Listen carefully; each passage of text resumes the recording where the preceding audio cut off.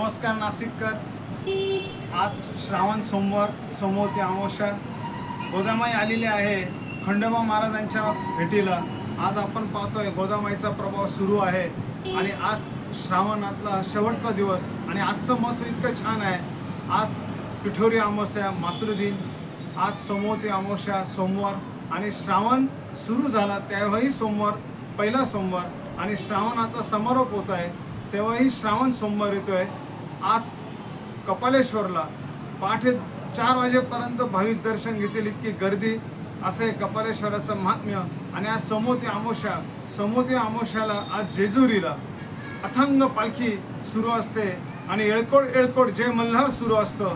तर नाशिककर, आज आपण नाशिक गोदामाईच्या काठावरच्या खंडेरायाच्या दर्शनाला आलो आहेत। आपल्याला खंडोबा महाराज की जय, गोदामाई की जय।